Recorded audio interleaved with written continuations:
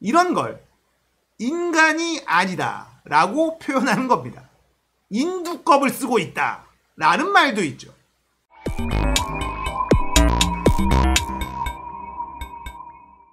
안녕하세요. 딱딱한 뉴스를 쉽고 재밌게 풀어드리는 시사건건 볼수영입니다. 이번에 다룰 이야기는 오세훈 서울시장 후보 한번 가봅시다. 박형준 부산시장 후보는요, 매일매일 뭔가 나오기 때문에 이제는 담아내기 박이다 이렇게 불러야 될 정도입니다. 우리 담아내기 박은 뭐 너무 많아. 그래서 방대해. 그에 비해서 오세훈 같은 경우에는 굉장히 굵직한 잘못들이 있음에도 불구하고 사람들이 잘 모릅니다. 그래서 오늘은 오세훈이 어떤 사람인가 임팩트 있게 빡 알려드리도록 하겠습니다. 자, 먼저 역사학자 전우용님의 글부터 한번 소개시켜 드리면서 오세훈이라는 인간에 대해서 살펴봅니다. 2009년 1월 불충분한 보상에 항의하던 철거민 6명이 사망하고 24명이 부상당한 용산 참사가 일어났습니다. 당시 시장은 오세훈이었습니다.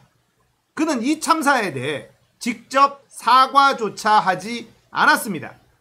그로부터 불과 10달 뒤 오세훈의 서울시와 이명박의 행정부가 협의한 끝에 오세훈씨 처가 땅이 포함된 내곡동 그린벨트를 택지로 개발하는 계획이 확정되었습니다. 오세훈씨 처가는 보상비로 36억여 원을 받았습니다. 오세훈씨가 내곡동 개발이 노무현 정부 때 확정됐다고 한 건 혼선이 있었기 때문이라며 관련 내용을 정정했습니다. 그러면서 보상비 36억 원을 받은 게 오히려 손해다라고 주장했습니다. 오세훈의 서울시가 오세훈의 땅 보상비와 관련된 업무를 진행하고 있을 때 목숨을 잃은 용산 참사 희생자들이 저승에서 어떤 표정을 지을지 궁금합니다. 지주가 소작인이나 세입자, 철거민들을 사람 취급하지 않는 거야말로 수천 년 된 적폐입니다. 철거민은 보상비 때문에 목숨을 잃고 지주는 보상비 덕에 떼돈을 버는 것도 수십 년 된 적폐입니다. 지주가 되는 것이 현대 한국인의 공통 욕망이라 할지라도 지주의 정신이 다시 세상을 지배하게 해서는 안 될 것입니다. 사람은 땅을 밟고 살아야지 땅을 이고 살아선 안 됩니다. 자, 탁월장인 역사학자 전우용님의 글이에요. 자, 오세훈이 자기가 스스로 자기 땅을 개발해서 36억 원을 챙긴 이 10달 전에는 용산에서 보상비가 부족하다고 항의하던 철거민 6명이 사망하는 사건이 벌어졌습니다. 무리한 진압이 그 원인이었죠. 그 당시에 철거민들이 무리한 요구를 했었다 뭐 이런 얘기도 있었지만 어쨌든 정부는 국민을 지켜야 할 의무가 있습니다. 그런데 무리한 진압에 들어갔었고 그 결과 6명 사망 24명의 부상자가 발생했었다. 그래서 우리는 그 사건을 용산 참사라고 부릅니다. 자, 용산 참사가 보상비 몇 푼 때문에 일어난 일인데 그리고 10달 뒤 그 참사에 책임이 있는 시장이 자기 땅을 자기 스스로 개발을 하고 스스로 보상 36억 원을 꿀꺽하는 일을 했다라는 것이죠. 이런 걸 인간이 아니다 라고 표현하는 겁니다. 인두껍을 쓰고 있다 라는 말도 있죠. MB와 그의 아바타들은 돈 앞에서는 감정이 사라지는 그런 족속들이다 라는 걸 확인할 수 있습니다. 자, 오세훈은 서울시장일 때는 자신의 권한을 이용해서 자기 자신의 부를 축적하는데 사용을 했다라는 것, 이것만으로도 사실 다시 서울시장으로 나온다는 것 말도 안 됩니다. 하지만 이것 말고도 또 많아요. 오세훈이 절치부심하면서 나름대로 국민의 짐의 대권주자로 계속해서 이름을 오르내릴 때 그가 확실하게 정치의 뜻이 있다라고 밝힌 것, 그건 바로 전광훈과 함께하는 집회에 항상 등장했었다는 것. 이겁니다.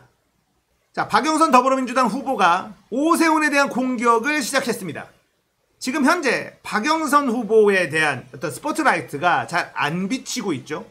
이 호감도에 문제가 있는 것 같기도 하고, 여러 가지 뭔가 문제가 있는데 어떤 점이 문제인지 잘 보이지 않고 있습니다. 박영선 후보의 지지율이 답보 상태예요. 하지만 박영선 하면 공격수입니다. BBK의 공격수였어요. 이명박 공격수였습니다. 공격이 들어가기 시작하면 박영선의 진가가 드러나기 시작할 거예요. 자, 박영선이 드디어 오세훈에게 포문을 열었습니다.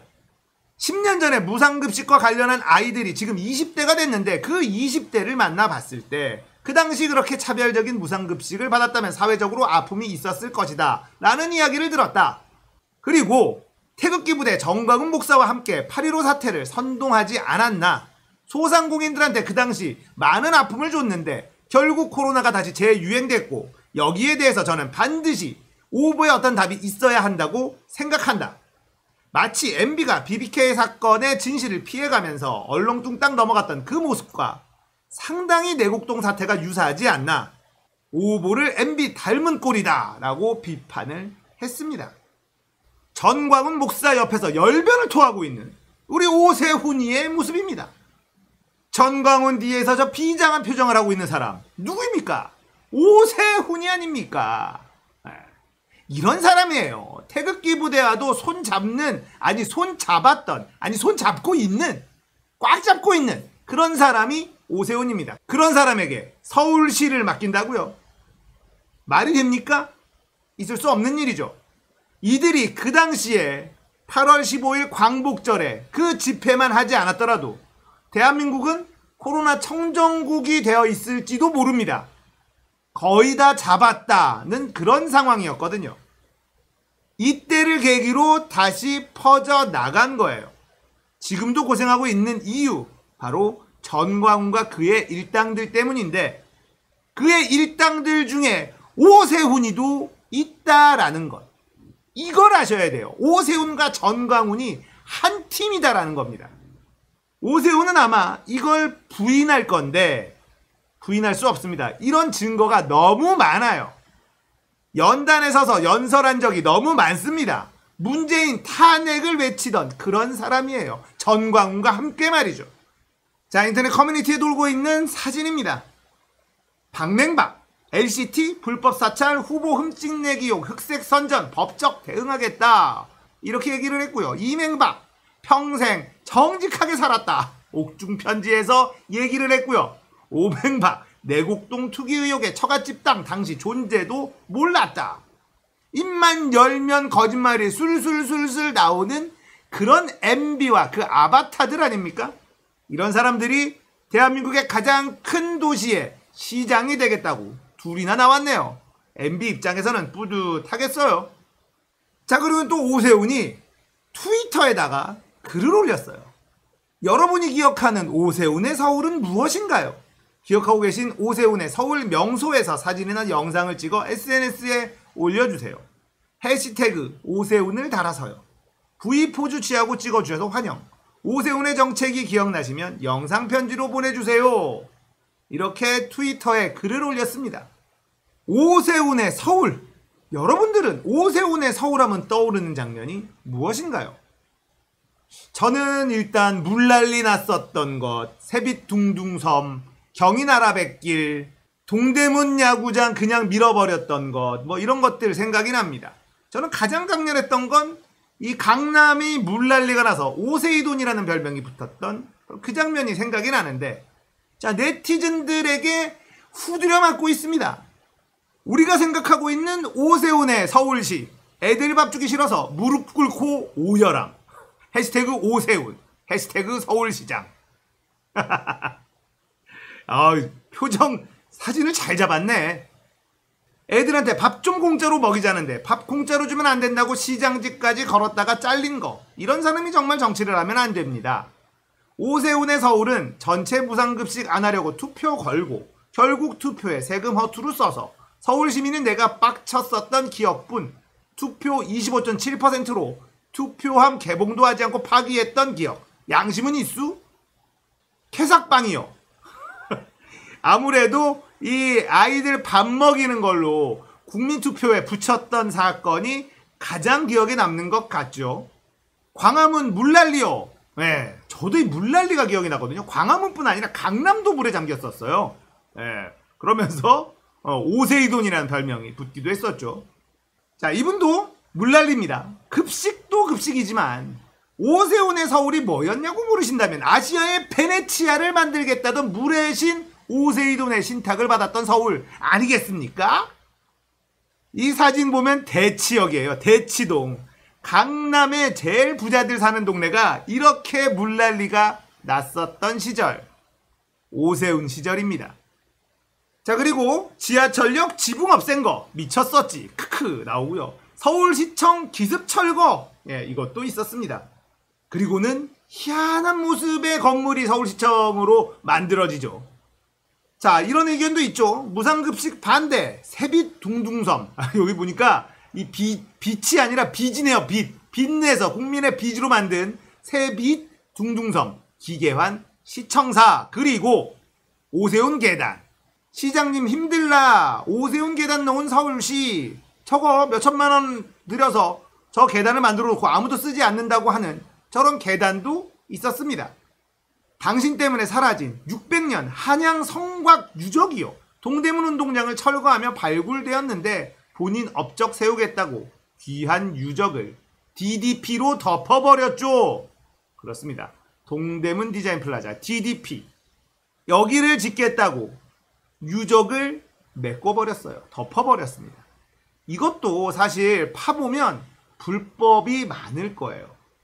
새로운 시청사, DDP, 세빛, 둥둥섬, 경인, 아라뱃길, 내곡동 개발. 자, 오세훈이 시장직에 있으면서 했었던 굵직한 토목 사업들입니다. 여기에 오세훈이 단지 토지 보상 36억만 먹었을까요? 딱 봐도 MB의 아바타 느껴지지 않으십니까? 자, 여러분, 오세훈은 MB입니다. 그 자체입니다. 오세훈이 서울시장을 하면서 했었던 굵직한 토목공사들이 과연 오세훈의 이익과 전혀 무관한 그런 사업들이었을까요? 그렇다는 건 MB와 4대강 사업이 하나도 관계가 없다라고 생각하는 것과 다를 바가 없는 것이죠. 조단이에요, 조단이. 예, 경인 아라뱃길 이런 거 조단이죠. 거기다가 양화대교 디귿자로 만든 것도 경인 아라뱃길로 유람선 띄우겠다고 뻘짓에 뻘짓을 거듭했었던 인간이 오세훈이에요. 지금 남아있는 게 뭐가 있습니까? 없습니다. 없어요. 도움이 되는 게 없어. 자, 이번에는 국민의 짐 서울시장 후보로 나선 오세훈이란 과연 누구인가 알아봤습니다. 다 아는 얘기지만 요렇게 모아놓으니까 아, 맞다. 제가 그런 놈이었지. 이런 생각 드시죠? 오세훈을 찍을 수 있습니까? 정상적인 상식이 있는 사람이라면 이런 사람에게 다시 한번 서울시장을 맡긴다? 이건 말이 안 되죠. 대한민국 역사를 거꾸로 돌려도 이렇게 거꾸로 돌릴 수는 없습니다. 정신 차려야 돼요. 밭을 갈아야 됩니다. 서울시장 선거 오세훈이 이기게 되면 우리의 미래는 또다시 MB 시절로 돌아갈 수밖에 없다라는 것. 이걸 우리가 기억해야 된다. 자, 오늘은 여기까지입니다. 공감되셨다면 구독, 좋아요, 알림 설정 부탁드릴게요. 감사합니다. 끝!